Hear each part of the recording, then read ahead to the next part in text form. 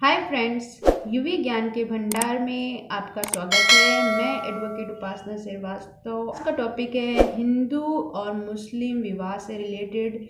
तो वीडियो में अंत तक बने रहिएगा और अगर वीडियो पसंद आए तो वीडियो को सब्सक्राइब कीजिएगा और बेल आइकन पर क्लिक कीजिएगा और प्लीज़ लाइक करना मत भूलिएगा। तो अब वीडियो स्टार्ट करते हैं। बात करती हूँ कि क्या एक हिंदू लड़का या लड़की एक मुस्लिम लड़का या लड़की से शादी कर सकते हैं। तो उसी के लिए जो स्पेशल मैरिज एक्ट 1954 बनाया गया है, ये आपके हिंदू मुस्लिम के विवाह से रिलेटेड एक्ट ही बनाया गया है। तो आप इसके अंदर तो आप शादी कर सकते हैं और कैसे कर सकते हैं और किन किन बातों का ध्यान रखना पड़ेगा वो मैं आपको बताऊंगी। पहले मैं बताती हूँ कि हिंदू विवाह के तहत क्या चीज़ें आती हैं और मुस्लिम विवाह के तहत क्या क्या चीज़ें होती। तो मैं पहले बात करूँगी मुस्लिम कानून के तहत। आप शादी करना चाहते हैं और लड़का मुस्लिम है और लड़की हिंदू है, तो उसके लिए पहले लड़की को मुस्लिम धर्म में रूपांतरण कराना पड़ेगा। उसके बाद वो शादी होती है तो वो वैध मानी जाएगी और उसमें कोई ऑब्जेक्शन नहीं होगा, बाकी बेसिक जो रिक्वायरमेंट है उसको पूरा करते हुए। और हिंदू कानून के तहत अगर बात करते हैं तो इसमें रूपांतरण का कोई नया प्रोसेस नहीं होता है। उसमें क्या होता है कि अगर कोई हिंदू लड़का है वो किसी मुस्लिम लड़की से शादी करना चाहता है तो उसके लिए एक नामांकन संस्कार जैसा समारोह होता है, वो आर्य समाज के थ्रू भी कराया जाता है। आप उस संस्कार के थ्रू हिंदू धर्म को अपना कर फिर आप शादी कर सकते हैं। मतलब हिंदू लड़का मुस्लिम लड़की के साथ शादी कर सकता है। पहले मुस्लिम लड़की को या मुस्लिम लड़के को पहले हिंदू धर्म में अपना नामांकन कराना पड़ेगा, उसके बाद वो काम कर सकता है। और इसके लिए आपके आर्य समाज के थ्रू ये सारे प्रोसेस भी हो जाते हैं। तो आप इस तरीके से हिंदू कानून के तहत शादी कर सकते हैं। बात करते हैं विशेष विवाह अधिनियम 1954 क्या है, यानी कि स्पेशल मैरिज एक्ट 1954 क्यों बनाया गया है। इस एक्ट के थ्रू आपको कोई, चाहे वो हिंदू हो या मुस्लिम हो, आपको एक दूसरे के धर्म में रूपांतरण करने की आवश्यकता नहीं पड़ती है।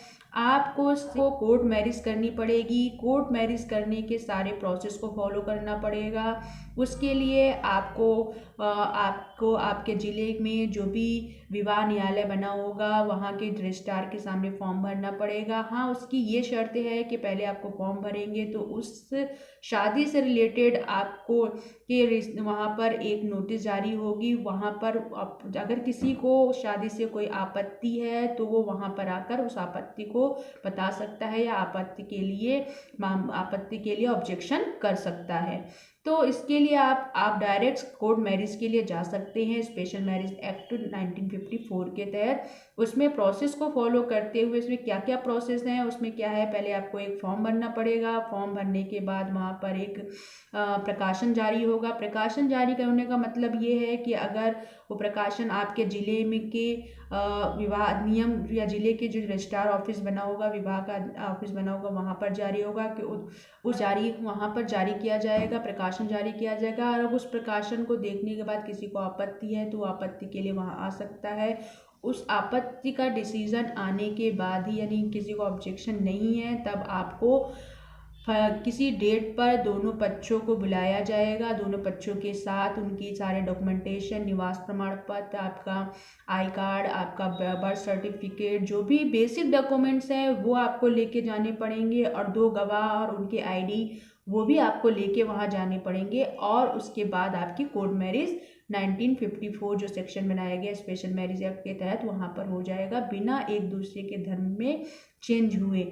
तो आप इस तरीके से जाकर आप शादी कर सकते हैं। इसके थ्रू तो आप कोर्ट मैरिज कर सकते हैं और इसके बाद भी आप अपनी संतुष्टि के लिए आपके जो धर्मों में जिस तरीके से शादी की जाती है, आप उस धर्मों के हिसाब से भी शादी, उन तरीकों को या संस्कारों के हिसाब से भी आप शादी कर सकते हैं। यहाँ पे ये ध्यान देना चाहिए कि इस्लाम में मुसलमानों को गैर मुसलमान या यहूदी और ईसाइयों में शादी करने के लिए स्पष्ट रूप से मना किया गया है। और हिंदू में इस तरीके का विवाह यानी कि हिंदू नियम के थ्रू अगर कोई विवाह करता है तो वो पूरी तरीके से वैध माना जाता है। और मुस्लिम धर्म के अनुसार अगर इस तरीके की शादी होती है तो वह उसे मान्यता नहीं देते हैं, वह उसे व्यभिचार का रिश्ता मानते हैं, यानी पापी रिश्ता मानते हैं। बट हिंदू में ये एक्ट के थ्रू अगर आप शादी करते हैं तो उसे पूरी तरह से मान्यता दी जाती है। यही कारण है कि अगर कोई मुसलमान गैर मुसलमान की से शादी करता है तो वहाँ पर मुस्लिम धर्म को अपनाने का रूपांतरण का नियम लागू किया जाता है। इन्हीं चक्करों की वजह से बहुत सारे कपल शादी नहीं कर पाते हैं,